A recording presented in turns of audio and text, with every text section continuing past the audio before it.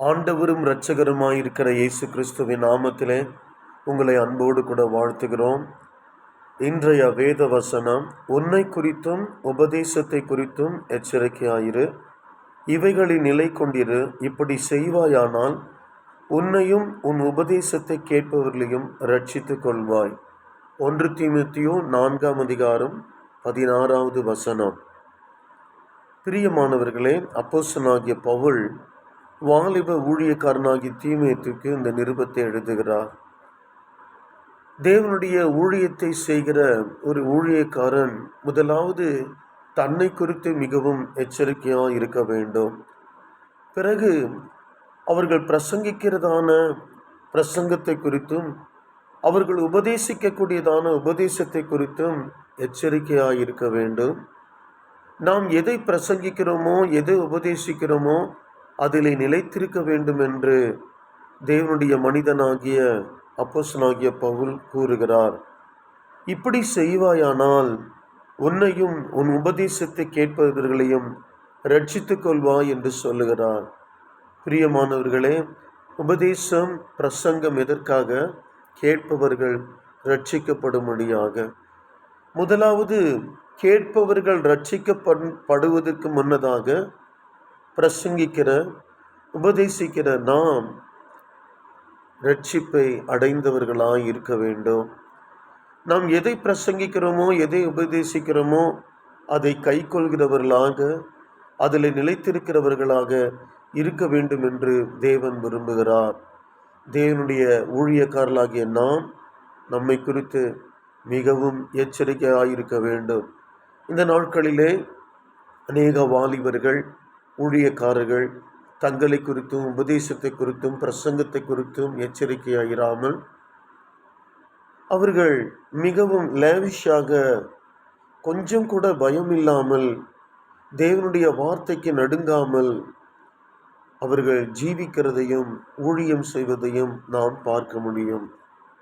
பிரியமானவர்களே, நாம் எச்சரிக்கையோடு பயத்தோடு ஊழியம் செய்கிறவர்களாக காணப்பட வேண்டும்.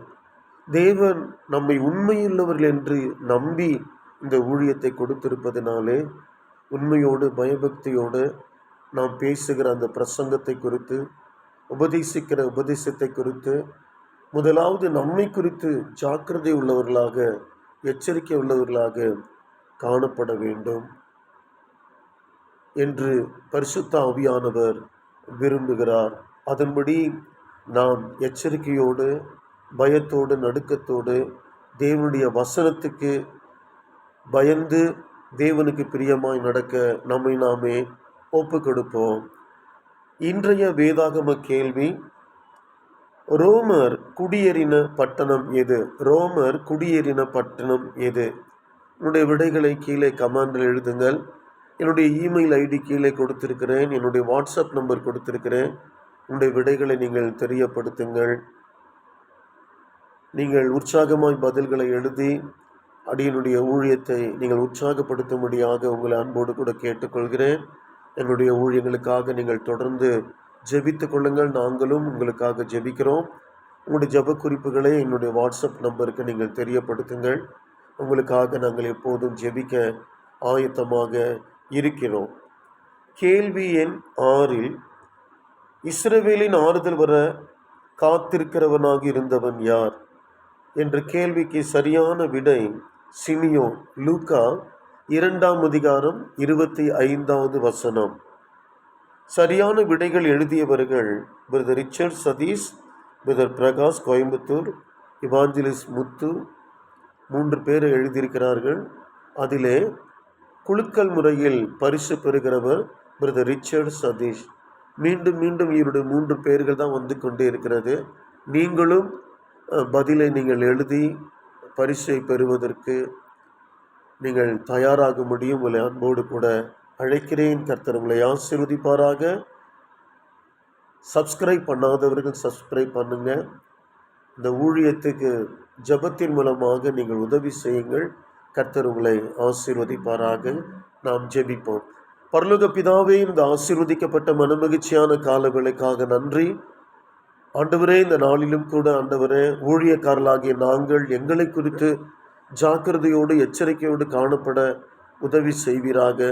நிர்விசாரமான ஊழியர்களாய் இராதபடி தேவனுடைய வசனத்துக்கு பயந்து உண்மை முத்தமான ஊழியக்காரர்களாய் நாங்கள் வாழ எங்களுக்கு கிருபைகளை கொடுங்க.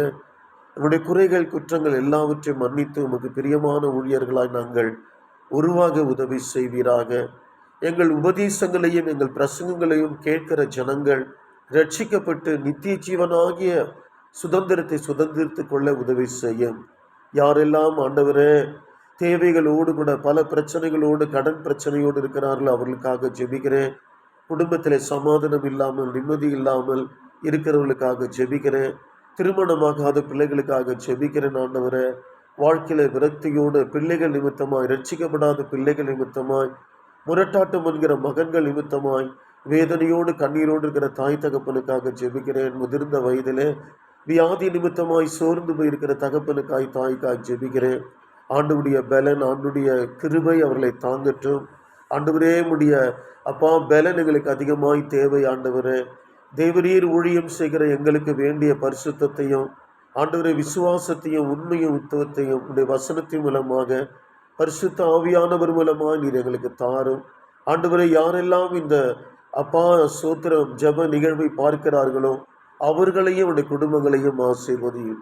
இயேசு கிறிஸ்துவின் நாமத்தில் ஆசீர்வதித்து ஜெபிக்கிறேன் ஜீவனுள்ள நல்ல பிதாவே, ஆமென்.